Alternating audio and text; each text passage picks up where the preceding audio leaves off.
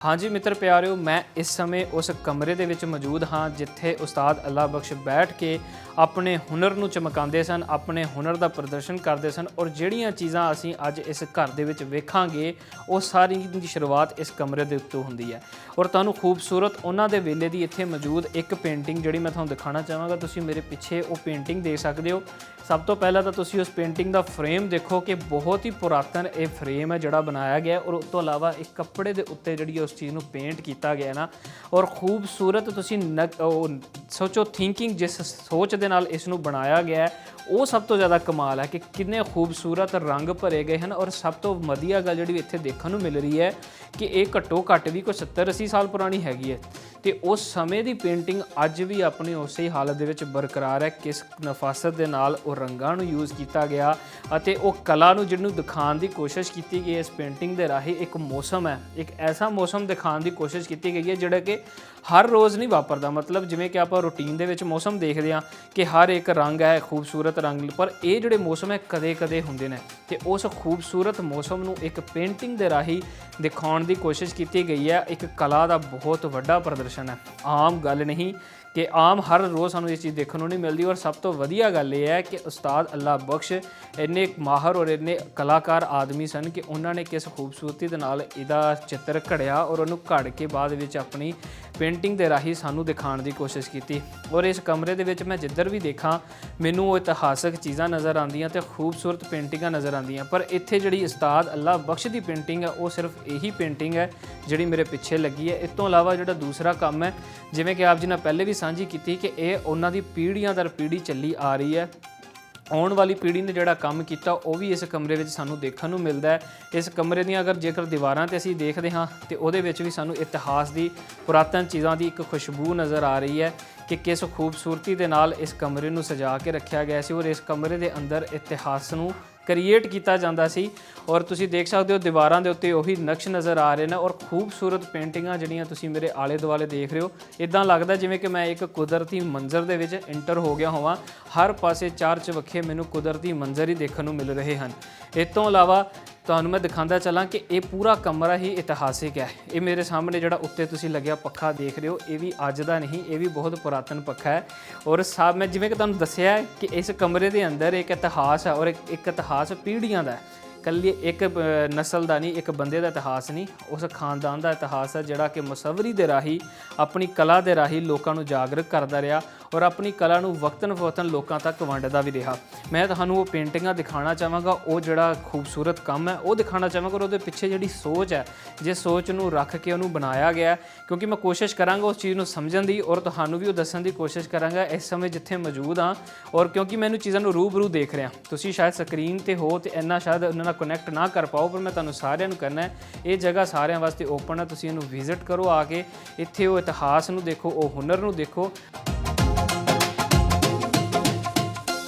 हाँ जी मित्र प्यारे, तुसीं जिहड़ी ये सामने हुण इस वक्त पेंटिंग देख रहे हो एक बहुत ही खूबसूरत पंजाबी सभ्याचारक कल्चर एक विरसा दिखाया गया है कि जिहदे विच तुसीं देखिओ कि पुरातन समा दिखाया गया जिहदे विच मिट्टी के घर बनाए हुए हैं और घर भी किदां गुलाई दे विच शेप दे विच बनाए हुए हैं। कुछ घर बनाए किसी पासे सानू डंगर भी चरदे हुए नज़र आते हैं और एक सामने सानू एक झोंपड़ी भी नज़र आती है जिहदे विच एक बजुर्ग बाबा बैठा होया। उस तो इलावा पिछे भी सानू झोंपड़ियां भी देखने को मिलदियां, खूबसूरत और दरख्त देखने को मिलते हैं। और सब तो वधिया गल कि पिंड नूं जांदा वो कच्चा राह जिहड़ा कि पिंड नूं जा रहा और जिहदे विच इन्नी आबादी नहीं, क्योंकि ये जिहड़ी पेंटिंग बनाई गई है मैनूं लगदा है उस समय नूं ज़हन च रख के बनाई गई है जिस समय दे विच लोकां दी गिनती घट हुंदी सी। उस घट गिनती नूं मद्देनज़र रखते हुए कुछ घरां नूं दिखाया गया है। इस तों इलावा खूबसूरत तुसीं कुदरती मंजर देख सकते हो कि किस तरह की हरियाली अते खूबसूरत पौधे दिखाए गए हैं। इस तों इलावा असीं देखीए तो किते जगह सानूं उच्ची देखने को मिलती है, किते नीवीं, पिछे वाले पासे तो गौर करिए तो दरख्तां की पूरी लंबी कतार छोटी जी नज़र आती है। और इस तों इलावा कुछ सब्ज़ सानूं वो पौधे भी देखने को मिलते हैं, फसलां भी देखने को मिलदियां। और जिस खूबसूरती दे नाल इहदा बनाया गया है तो ये सोच देख के बंदा हैरान होंदा है। और मैं ये भी दसदा चला कि ये जिहड़ी पेंटिंग सी जिहड़ी मैं तुहानूं दिखा रहा सी उन्हां दे ब्रदर अब्दुल माजिद साहब दे जिहड़े ब्रदर ने खालिक साहब वो भी ਇਸੇ ਹੀ ਚੀਜ਼ ਦੇ ਨਾਲ ਸੰਬੰਧਿਤ ਹੈ, ਉਹਨਾਂ ਦੀ ਪੇਂਟਿੰਗ ਸੀ। ਇਸ ਤੋਂ ਇਲਾਵਾ ਜਿਹੜੀ ਹੁਣ ਤੁਸੀਂ ਇੱਕ ਖੂਬਸੂਰਤ ਪੇਂਟਿੰਗ ਦੇਖ ਰਹੇ ਹੋ ਜਿਹਦੇ ਵਿੱਚ ਇੱਕ ਦਰਖਤ ਨਜ਼ਰ ਆ ਰਹੇ ਹਨ, ਕੋਈ ਸਿੱਧੇ ਦਰਖਤ ਹਨ, ਕੋਈ ਟੇਢੇ ਹਨ। ਇਸ ਤੋਂ ਇਲਾਵਾ ਪਾਣੀ ਦਾ ਥੋੜ੍ਹਾ ਜਿਹਾ ਸਾਨੂੰ ਚਿੱਤਰ ਦੇਖਣ ਨੂੰ ਮਿਲਦਾ ਹੈ, ਪਥਰੀਲੀ ਜਗ੍ਹਾ ਦੇਖਣ ਨੂੰ ਮਿਲਦੀ ਹੈ। ਤੁਸੀਂ ਇਹ ਦੇਖੋ ਕਿ ਇਹ ਚੀਜ਼ਾਂ ਕਿਤੇ ਜਾ ਕੇ ਨਹੀਂ ਬਣਾਈਆਂ ਗਈਆਂ, ਇਸ ਕਮਰੇ ਦੇ ਵਿੱਚ ਕ੍ਰੀਏਟ ਕੀਤੀਆਂ ਗਈਆਂ। ਔਰ ਇੱਕ ਕੁਦਰਤੀ ਮੰਜ਼ਰ ਨੂੰ, ਕੁਦਰਤੀ ਨਕਸ਼ੇ ਨੂੰ ਇੱਕ ਕਮਰੇ ਦੇ ਵਿੱਚ ਇੱਦਾਂ ਘੜਨਾ, ਉਹ ਵੀ ਇੱਕ ਪੇਂਟਿੰਗ ਦੇ ਰਾਹੀਂ, ਔਰ ਲੋਕਾਂ ਨੂੰ ਦਿਖਾਉਣਾ, ਇਹ ਇੱਕ ਬਹੁਤ ਵੱਡੇ ਆਰਟਿਸਟ ਦੀ, ਬਹੁਤ ਵੱਡੇ ਕਲਾਕਾਰ ਦੀ ਇੱਕ ਪਹਿਚਾਣ ਹੈ।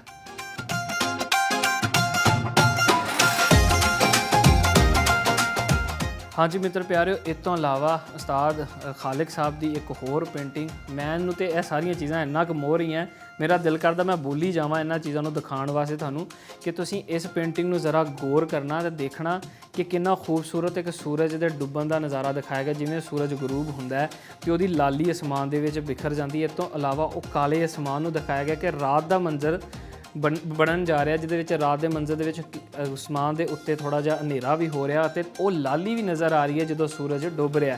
ਇਸ ਤੋਂ ਇਲਾਵਾ ਲੋਕੀ ਆਪਣੇ ਘਰਾਂ ਦੇ ਵਿੱਚ ਉਹ ਝੌਂਪੜੀਆਂ ਤੁਹਾਨੂੰ ਨਜ਼ਰ ਆ ਰਹੀਆਂ ਹੋਣਗੀਆਂ, ਝੌਂਪੜੀ ਦੇ ਨਾਲ ਛੋਟੇ ਛੋਟੇ ਦਰਖਤ ਵੀ ਤੁਹਾਨੂੰ ਦੇਖਣ ਨੂੰ ਮਿਲ ਰਹੇ ਹਨ ਜਿਹਦੇ ਵਿੱਚ ਲੋਕ ਬੈਠੇ ਹਨ ਝੌਂਪੜੀਆਂ ਦੇ ਅੰਦਰ, ਔਰ ਕੁਝ ਲੋਕ ਜਿਹੜੇ ਕੰਮਾਂ-ਕਾਰਾਂ ਤੋਂ ਬਾਹਰ ਵਿਹੜੇ ਵਿੱਚ ਆਪਣੇ ਕੰਮਕਾਰ ਕਰ ਰਹੇ ਹਨ, ਉਹਨਾਂ ਦੇ ਕੰਮਕਾਰ ਵੀ ਸਾਨੂੰ ਕਰਦਿਆਂ ਦੀ ਇੱਕ ਚਿੱਤਰ ਦੇਖਣ ਨੂੰ ਮਿਲਦਾ ਹੈ।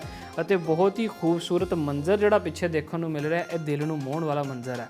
ਔਰ ਮੈਂ ਸੋਚ ਨਹੀਂ ਸਕਦਾ ਕਿ ਅਸੀਂ ਇਹ ਸੀਨ ਸ਼ਾਇਦ ਜ਼ਿੰਦਗੀ 'ਚ ਕਦੇ ਵੇਖਿਆ ਹੋਵੇ, ਪਰ ਇਸ ਪੇਂਟਿੰਗ ਦੇ ਰਾਹੀਂ ਸਾਨੂੰ ਇੱਕ ਐਸਾ ਸੀਨ ਦੇਖਣ ਨੂੰ ਮਿਲ ਰਿਹਾ ਜਿਹੜਾ ਕਿ ਆਮ ਵਾਪਰਦਾ ਹੀ ਨਹੀਂ। ਆਪਣੀ ਲਾਈਫ ਦੇ ਵਿੱਚ ਸ਼ਾਇਦ ਬਹੁਤ ਹੀ ਘੱਟ ਸਮੇਂ ਵਿੱਚ ਅਸੀਂ ਇਹ ਸੀਨ ਦੇਖਿਆ ਹੋਵੇ। ਔਰ ਸਭ ਤੋਂ ਵੱਡੀ ਗੱਲ ਹੈ ਕਿ ਇਹ ਸੀਨ ਨੂੰ ਕ੍ਰੀਏਟ ਕਰਨਾ ਬਹੁਤ ਵੱਡੀ ਗੱਲ ਹੈ ਕਿ ਇਹ ਉਸ ਸਮੇਂ ਦਾ ਲੱਗ ਰਿਹਾ ਕਿ ਜਦੋਂ ਦੁਨੀਆ ਦੇ ਵਿੱਚ ਆਬਾਦੀ ਘੱਟ ਹੋਵੇ, ਲੋਕ ਇੰਨੇ ਸੋਸ਼ਲਾਈਜ਼ ਨਾ ਹੋਣ, ਇੰਨੀਆਂ ਸੁਵਿਧਾਵਾਂ ਨਾ ਹੋਣ, ਔਰ ਇਸ ਚੀਜ਼ ਨੂੰ ਘੜਨਾ ਇੱਕ ਬਹੁਤ ਵੱਡੀ ਮਹਾਰਤ ਹੈ। ਔਰ ਮਿੱਤਰ ਪਿਆਰਿਓ, ਇੰਨੀ ਕਾ ਖੂਬਸੂਰਤ ਪੇਂਟਿੰਗਾਂ ਇੱਥੇ ਮੌਜੂਦ ਹੈ ਕਿ ਮੇਰਾ ਦਿਲ ਕਰਦਾ ਮੈਂ ਹਰ ਪੇਂਟਿੰਗ ਦੇ ਉੱਤੇ ਘੰਟਾ ਬੋਲਦਾ ਰਹਾਂ ਜੋ ਮੈਨੂੰ ਸਮਝ ਆ ਰਿਹਾ ਕਿ ਇੱਕ ਤਾਂ ਸਭ ਤੋਂ ਵਧੀਆ ਗੱਲ ਕਿ ਇਤਿਹਾਸ ਨੂੰ ਇੱਕ ਪੇਂਟਿੰਗ ਦੇ ਰਾਹੀਂ ਬਣਾਉਣਾ ਬਹੁਤ ਵੱਡੀ ਗੱਲ ਹੈ, ਔਰ ਦੂਸਰਾ ਉਹਨੂੰ ਉਸ ਨਿਗਾਹ ਨਾਲ ਦੇਖਣਾ ਵੀ ਇੱਕ ਬਹੁਤ ਵੱਡੀ ਮਹਾਰਤ ਵਾਲੀ ਗੱਲ ਹੈ। ਮੈਂ ਤੁਹਾਨੂੰ ਇਹ ਪੇਂਟਿੰਗ ਦਿਖਾਉਣਾ ਚਾਹਾਂਗਾ ਜਿਹਦੇ ਵਿੱਚ ਵੀ ਇੱਕ ਬਹੁਤ ਹੀ ਇੱਕ ਸਮਝੋ ਕਿ ਇੱਕ ਬਹਾਰ ਦਾ ਮੌਸਮ, ਉਹ ਪਤਝੜ ਦੇ ਦਰਮਿਆਨ ਦਾ ਮੌਸਮ ਦਿਖਾਇਆ ਗਿਆ। ਦੇਖੋ ਕਿੱਦਾਂ ਖੂਬਸੂਰਤ ਲੰਮੇ ਜਿਹੜੇ ਦਰਖਤ ਬਣਾਏ ਗਏ ਹਨ ਔਰ ਪਤਲੇ ਉਹ ਦਰਖਤ ਬਣਾਏ ਗਏ ਹਨ, ਔਰ ਨਾਲ ਹੀ ਦੇਖੀਏ ਤਾਂ ਸਾਨੂੰ ਪਾਣੀ ਵੀ ਸਾਨੂੰ ਦੇਖਣ ਨੂੰ ਮਿਲਦਾ ਹੈ, ਹਰਿਆਲੀ ਜ਼ਮੀਨ ਵੀ ਦੇਖਣ ਨੂੰ ਮਿਲਦੀ ਹੈ, ਔਰ ਪਿੱਛੇ ਧੁੰਦ ਦਾ ਇੱਦਾਂ ਲੱਗ ਰਹੀ ਹੈ ਜਿਵੇਂ ਧੁੰਦ ਦਾ ਸਮਾਂ ਹੈ ਤੇ ਇਹਦੇ ਵਿੱਚ ਦਰਖਤ ਦੇ ਉੱਤੇ ਪੱਤੇ ਉੱਗ ਵੀ ਰਹੇ ਹਨ ਤੇ ਝੜ ਵੀ ਰਹੇ ਹਨ। ਮਤਲਬ ਦੋਨਾਂ ਤਰ੍ਹਾਂ ਦਾ ਜਿਹੜਾ ਸਾਨੂੰ ਮੰਜ਼ਰ ਆ ਉਹ ਇਸ ਪੇਂਟਿੰਗ ਦੇ ਰਾਹੀਂ ਦੇਖਣ ਨੂੰ ਮਿਲਦਾ ਹੈ।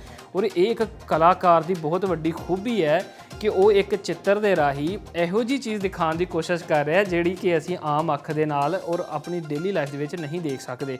ਔਰ ਇਹ ਬਹੁਤ ਹੀ ਬਾਕਮਾਲ ਪੇਂਟਿੰਗ ਹੈ। ਔਰ ਮੈਂ ਤੁਹਾਨੂੰ ਦੱਸਦਾ ਚੱਲਾਂ ਕਿ ਇਹ ਜਿਹੜੀ ਪੇਂਟਿੰਗ ਹੈ ਇਹ ਖਾਲਿਕ ਸਾਹਿਬ ਦੀ ਪੇਂਟਿੰਗ ਹੈ ਜੋ ਕਿ ਅਬਦੁਲ ਮਾਜਿਦ ਸਾਹਿਬ ਦੇ ਭਰਾ ਹਨ। ਇਸ ਤੋਂ ਇਲਾਵਾ ਮੈਂ ਤੁਹਾਨੂੰ ਹੋਰ ਵੀ ਕਮਰੇ ਦੇ ਵਿੱਚ ਮੌਜੂਦ ਪੇਂਟਿੰਗਾਂ ਦਿਖਾਉਣਾ ਚਾਹਾਂਗਾ, ਪਰ ਤੁਸੀਂ ਇਹ ਚੀਜ਼ ਦਾ ਆਨੰਦ ਇੱਦਾਂ ਲੈ ਸਕਦੇ ਹੋ ਕਿ ਕਿੰਨੀ ਡੈਪਥ ਦੇ ਵਿੱਚ ਇਹਦਾ ਕੰਮ ਕੀਤਾ ਗਿਆ, ਬਹੁਤ ਹੀ ਆਲਾ। ਮਿੱਤਰ ਪਿਆਰਿਓ, ਅਸੀਂ ਇਸ ਆਰਟ ਦੇ ਨਾਲ ਸੰਬੰਧਿਤ ਘਰ ਦੇ ਵਿੱਚ ਮੌਜੂਦ ਹਾਂ ਜਿੱਥੇ ਸਾਨੂੰ ਮੁxtਲਿਫ ਤਰ੍ਹਾਂ ਦਾ ਆਰਟ ਦੇਖਣ ਨੂੰ ਮਿਲਦਾ ਹੈ। ਅਸੀਂ ਅੱਲਾ ਬਖਸ਼ ਸਾਹਿਬ ਦੀ ਪੇਂਟਿੰਗ ਦੇਖੀਏ, ਉਹਦੇ ਵਿੱਚ ਸਾਨੂੰ ਇੱਕ ਵੱਖਰਾ ਰੰਗ ਦੇਖਣ ਨੂੰ ਮਿਲਦਾ ਹੈ। ਉਸਤਾਦ ਅਬਦੁਲ ਮਾਜਿਦ ਸਾਹਿਬ ਦੀ ਵੇਖੀਏ ਪੇਂਟਿੰਗ, ਉਹਦੇ ਵਿੱਚ ਇੱਕ ਵੱਖਰਾ ਤੇ ਨਵੇਕਲਾ ਰੰਗ ਦੇਖਣ ਨੂੰ ਮਿਲਦਾ ਹੈ। ਤੇ ਜੇਕਰ ਉਹਨਾਂ ਦੇ ਭਰਾ ਖਾਲਿਕ ਸਾਹਿਬ ਦੀ ਗੱਲ ਕਰੀਏ ਤਾਂ ਉਹਨਾਂ ਦੀ ਪੇਂਟਿੰਗ ਰਾਹੀਂ ਸਾਨੂੰ ਇੱਕ ਵੱਖਰਾ ਢੰਗ ਤੇ ਵੱਖਰਾ ਰੰਗ ਨਜ਼ਰ ਆਉਂਦਾ। ਤੁਸੀਂ ਇਹ ਵੀ ਦੇਖੋ ਕਿ ਜਿਹੜੀ ਖਾਲਿਕ ਸਾਹਿਬ ਦੀਆਂ ਅਸੀਂ ਪੇਂਟਿੰਗਾਂ ਦੇਖ ਰਹੇ ਹਾਂ ਉਹਦੇ ਵਿੱਚ ਸਾਨੂੰ ਕਲਚਰ, ਪਿੰਡ ਦਾ ਕਲਚਰ ਔਰ ਪਿੰਡ ਦੀ ਖੂਬਸੂਰਤੀ ਵਾਜ਼ਾ ਦੇਖਣ ਨੂੰ ਮਿਲਦੀ ਹੈ। ਇਹਦੇ ਵਿੱਚ ਵੀ ਤੁਸੀਂ ਦੇਖ ਸਕਦੇ ਹੋ ਕਿੱਦਾਂ ਹਰਿਆਲੀ ਵਾਲਾ ਸਾਰਾ ਸਮਾਂ ਨਜ਼ਰ ਆਉਂਦਾ ਹੈ। ਔਰ ਮਿੱਟੀ, ਇਹ ਜਿਹੜੇ ਮਿੱਟੀ ਦੇ ਛੋਟੇ ਛੋਟੇ ਉੱਚੇ ਉੱਚੇ ਟਿੱਬੇ ਤਰ੍ਹਾਂ ਸਾਨੂੰ ਨਜ਼ਰ ਨੂੰ ਉਤਾਰ ਚੜਾਓ ਦੇਖਣ ਨੂੰ ਮਿਲਦੇ, ਇਹ ਬੜੇ ਖੂਬਸੂਰਤ ਨੇ। ਔਰ ਇਸ ਪੇਂਟਿੰਗ ਦੇ ਵਿੱਚ ਨੇਚਰ ਨੂੰ ਇਹਨਾਂ ਦਿਖਾਇਆ ਗਿਆ, ਜਿੱਥੇ ਇਨਸਾਨ ਦਿਖਾਏ ਗਏ, ਨਾਲ ਉੱਥੇ ਜਾਨਵਰ ਜਿਹੜੇ ਪਸ਼ੂ ਹੈ ਉਹ ਵੀ ਦਿਖਾਏ ਗਏ ਨੇ, ਔਰ ਇਨਸਾਨ ਕੰਮ ਕਰਦੇ ਹੋਏ ਦਿਖਾਏ ਗਏ ਨੇ। ਇਨਸਾਨ ਜਿਹੜੇ ਕਿ ਦੇਖੋ ਤੁਸੀਂ ਦੇਖ ਸਕਦੇ ਹੋ ਇੱਥੇ ਗੋਹਾ ਪੱਥਦੀ ਹੋਈ ਇੱਕ ਬੀਬੀ ਸਾਨੂੰ ਨਜ਼ਰ ਆਉਂਦੀ ਹੈ, ਕਿੰਨਾ ਖੂਬਸੂਰਤ ਹੈ। ਔਰ ਲਾਗੇ ਉਹਦੇ ਇੱਕ ਬੱਕਰੀ ਚੱਲਦੀ ਹੋਈ ਨਜ਼ਰ ਆਉਂਦੀ ਹੈ। ਪਿੱਛੇ ਖੂਬਸੂਰਤ ਮੰਜ਼ਰ ਔਰ ਮੌਸਮ ਦੇਖ ਸਕਦੇ ਹੋ ਤੁਸੀਂ, ਅਸਮਾਨ ਦਾ ਰੰਗ ਕਿੱਦਾਂ ਗ੍ਰੇ ਅਤੇ ਜਿਹੜੀ ਲਾਲੀ ਵਾਲਾ ਰੰਗ ਦੇਖਣ ਨੂੰ ਮਿਲ ਰਿਹਾ। ਮਤਲਬ ਅੱਜ ਕੱਲ੍ਹ ਜਿਹੜਾ ਪੋਲਿਊਸ਼ਨ ਦੇ ਕਰਕੇ ਸਾਨੂੰ ਇੱਦਾਂ ਦਾ ਅਸਮਾਨ ਦੇਖਣ ਨੂੰ ਨਹੀਂ ਮਿਲਦਾ, ਪਰ ਇਹ ਅਸਮਾਨ ਇਤਿਹਾਸ ਦੇ ਵਿੱਚ ਅਸੀਂ ਅਗਰ ਪਿੱਛੇ ਜਾਈਏ ਤਾਂ ਜਦੋਂ ਪੋਲਿਊਸ਼ਨ ਘੱਟ ਹੁੰਦੀ ਸੀ ਤਾਂ ਅਸਮਾਨ ਦਾ ਰੰਗ ਇਹੋ ਜਿਹਾ ਸਾਨੂੰ ਦੇਖਣ ਨੂੰ ਮਿਲਦਾ ਸੀ। ਇਸ ਤੋਂ ਇਲਾਵਾ ਖਾਲਿਕ ਸਾਹਿਬ ਦੀ ਹੀ ਇੱਕ ਪੇਂਟਿੰਗ ਇਸ ਪਾਸੇ ਵੀ ਹੈ ਜਿਹੜੀ ਮੈਨੂੰ ਨਜ਼ਰ ਆ ਰਹੀ ਹੈ, ਜਿਹਦੇ ਵਿੱਚ ਇੱਕ ਬਹੁਤ ਵੱਡਾ ਪੇੜ ਬਣਾਇਆ ਗਿਆ। ਔਰ ਮੈਂ ਦੇਖ ਰਿਹਾ ਕਿ ਕਿਸ ਖੂਬਸੂਰਤੀ ਦੇ ਨਾਲ ਇਦਾਂ ਲੱਗ ਰਿਹਾ ਜਿਵੇਂ ਰਿਐਲਿਟੀ ਹੋਵੇ। ਇਦਾਂ ਲੱਗ ਹੀ ਨਹੀਂ ਰਿਹਾ ਕਿ ਇੱਕ ਚਿੱਤਰ ਹੈ। ਜੇਕਰ ਅਸੀਂ ਬਿਲਕੁਲ ਅਚਾਨਕ ਇਸ ਪੇਂਟਿੰਗ ਨੂੰ ਦੇਖਦੇ ਹਾਂ ਸਕਰੀਨ ਤੇ ਤੁਸੀਂ ਦੇਖੋ ਤੇ ਤੁਹਾਨੂੰ ਇਦਾਂ ਹੀ ਲੱਗੇਗਾ ਕਿ ਜਿਵੇਂ ਇੱਕ ਰੀਅਲ ਮੰਜ਼ਰ ਹੈ। ਇਹਦੇ ਵਿੱਚ ਵੀ ਪਿੰਡ ਦਾ ਮੰਜ਼ਰ ਹੀ, ਪਿੰਡ ਦੇ ਇਤਿਹਾਸਿਕ ਚੀਜ਼ਾਂ ਨੂੰ ਕੈਪਚਰ ਕਰਨ ਦੀ ਕੋਸ਼ਿਸ਼ ਕੀਤੀ ਗਈ ਹੈ।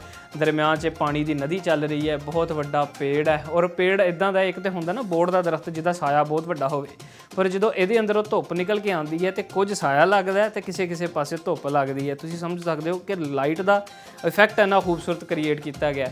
ਉਸ ਤੋਂ ਇਲਾਵਾ ਪਿੱਛੇ ਘਰ, ਮਿੱਟੀ ਦੇ ਕੱਚੇ ਘਰ ਜਿਹੜੇ ਕਿ ਖੂਬਸੂਰਤ ਅੱਜ ਕੱਲ੍ਹ ਤੇ ਦੇਖਣ ਨੂੰ ਮਿਲਦੇ ਹੀ ਨਹੀਂ। ਪੰਜਾਬ ਦੇ ਕਲਚਰ ਦੇ ਵਿੱਚ ਅਸੀਂ ਜਿੱਥੇ ਰਹਿੰਦੇ ਹਾਂ ਸਾਨੂੰ ਇਹ ਘਰ ਤੇ ਹੁਣ ਨਪੈਦ ਹੀ ਹੋ ਗਏ, ਦੇਖਣ ਨੂੰ ਨਹੀਂ ਮਿਲਦੇ।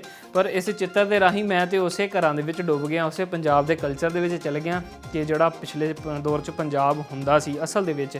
ਉਸ ਤੋਂ ਇਲਾਵਾ ਇੱਕ ਹੋਰ ਪੇਂਟਿੰਗ ਹੈ ਜਿਹੜਾ ਕਿ ਇੱਕ ਖੂਬਸੂਰਤ, ਇਹ ਜਿਹੜੀ ਪੇਂਟਿੰਗ ਹੈ ਅਸੀਂ ਅਕਸਰ ਵਾਲਪੇਪਰ, ਮੋਬਾਈਲ ਦੇ ਵਾਲਪੇਪਰ ਤੇ ਇਹੋ ਜਿਹੀਆਂ ਸਾਨੂੰ ਚੀਜ਼ਾਂ ਦੇਖਣ ਨੂੰ ਮਿਲਦੀਆਂ ਜਿਹੜੇ ਕਿ AI ਜਨਰੇਟਡ ਵੀ ਚੀਜ਼ਾਂ ਲੱਗਦੀਆਂ, ਪਰ ਰਿਐਲਿਟੀ ਦੇ ਵਿੱਚ ਤੁਸੀਂ ਉਹ ਮੰਜ਼ਰਕਸ਼ੀ ਦੇਖੋ, ਉਹ ਸੋਚ ਦੇਖੋ ਜਿਸ ਸੋਚ ਦੇ ਨਾਲ ਇਹਨੂੰ ਬਣਾਇਆ ਗਿਆ ਔਰ ਉਸ ਨੇਚਰ ਨੂੰ ਮਹਿਸੂਸ ਕਰਨ ਦਾ ਤਰੀਕਾ ਦੇਖੋ। ਮਹਿਸੂਸ ਕਰਨ ਦਾ ਜਿਹੜਾ ਨਜ਼ਰੀਆ ਆਮ ਇਨਸਾਨ ਕੋਲ ਨਹੀਂ ਹੁੰਦਾ, ਸਿਰਫ ਇੱਕ ਆਰਟਿਸਟ ਬੰਦੇ ਕੋਲ ਹੁੰਦਾ।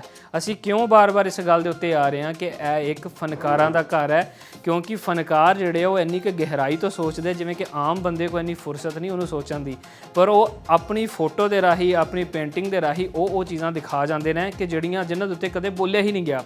ਸੋ ਮੇਰਾ ਤੇ ਦਿਲ ਕਰਦਾ ਕਿ ਮੈਂ ਤੇ ਬੋਲਦਾ ਹੀ ਜਾਵਾਂ ਤੇ ਇੰਨਾ ਕੁ ਅੱਛਾ ਤੇ ਇੰਨਾ ਤੇ ਚੰਗਾ ਮਹਿਸੂਸ ਕਰ ਰਿਹਾ ਇਸ ਕਮਰੇ, ਇਸ ਬਲਕਿ ਇਤਿਹਾਸਿਕ ਕਮਰੇ ਦੇ ਵਿੱਚ ਆ ਕੇ, ਜਿੱਥੋਂ ਆਰਟ, ਜਿਹੜਾ ਅੱਜ ਆਰਟ ਅਸੀਂ ਦੇਖ ਰਹੇ ਹਾਂ, ਜਿਸ ਘਰਾਣੇ ਦਾ ਆਰਟ ਦੇਖ ਰਹੇ ਹਾਂ, ਉਹ ਇੱਥੋਂ ਸਟਾਰਟ ਹੁੰਦਾ।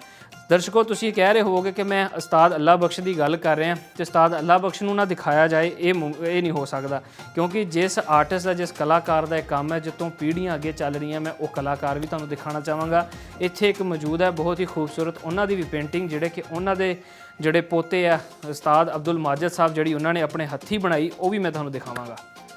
ਮਿੱਤਰ ਪਿਆਰਿਓ, ਤੁਸੀਂ ਉਹ ਖੂਬਸੂਰਤ ਆਰਟਿਸਟ ਨੂੰ, ਉਹ ਫਨਕਾਰ ਨੂੰ ਇੱਥੇ ਸਕਰੀਨ ਦੇ ਉੱਤੇ ਰੂਬਰੂ ਦੇਖ ਰਹੇ ਹੋ, ਜਿਨ੍ਹਾਂ ਦੀ ਅਸੀਂ ਇੰਨੀ ਦੇਰ ਤੋਂ ਗੱਲ ਕਰ ਰਹੇ ਹਾਂ, ਜਿਨ੍ਹਾਂ ਦੇ ਇਤਿਹਾਸਿਕ ਘਰ ਦੇ ਵਿੱਚ ਮੌਜੂਦ ਆ, ਜਿਨ੍ਹਾਂ ਤੋਂ ਸ਼ੁਰੂਆਤ ਹੁੰਦੀ ਹੈ ਇੱਕ ਬਹੁਤ ਹੀ ਵੱਡੀ ਮੁਸੱਵਰੀ ਦੀ, ਜਿਹੜੀ ਕਿ ਤੁਸੀਂ ਹੁਣ ਆਰਟ ਮੇਰੇ ਸਾਹਮਣੇ ਦੇਖਿਆ, ਇਹ ਇਹਨਾਂ ਤੋਂ ਸ਼ੁਰੂਆਤ ਹੁੰਦੀ ਹੈ। ਔਰ ਦੇਖ ਸਕਦੇ ਹੋ ਕਿੰਨੀ ਖੂਬਸੂਰਤ ਢੰਗ ਦੇ ਨਾਲ ਇਸ ਫੋਟੋ ਨੂੰ, ਇਸ ਚਿੱਤਰ ਨੂੰ ਘੜਿਆ ਗਿਆ ਔਰ ਇਹ ਬਣਾਇਆ ਗਿਆ ਉਹਨਾਂ ਦੇ ਪੋਤੇ ਉਸਤਾਦ ਅਬਦੁਲ ਮਾਜਿਦ ਦੀ ਤਰਫੋਂ, ਜਿਨ੍ਹਾਂ ਦੇ ਨਾਲ ਆਪਾਂ ਗੱਲਬਾਤ ਵੀ ਸਾਂਝੀ ਕਰਾਂਗੇ ਹੁਣੇ, ਉਹਨਾਂ ਨਾਲ ਸਾਰੀ ਸਾਂਝ ਪਾਵਾਂਗੇ ਇਤਿਹਾਸਿਕ ਗੱਲਾਂ ਦੀ। ਔਰ ਇਹ ਉਸਤਾਦ ਅੱਲਾ ਬਖਸ਼ ਹੋਣਾ ਦੀ ਜ਼ਿੰਦਗੀ ਦੇ ਬਾਰੇ ਜਾਣਾਂਗੇ, ਉਹਨਾਂ ਦਾ ਆਪਣਾ ਕਿਵੇਂ ਜ਼ਿੰਦਗੀ ਦੇ ਵਿੱਚ ਰੁਝਾਨ ਬਣਿਆ ਇਸ ਮੁਸੱਵਰੀ ਨੂੰ ਲੈ ਕੇ, ਉਹਨਾਂ ਦੇ ਬਾਰੇ ਵੀ ਅਸੀਂ ਦੇਖਾਂਗੇ।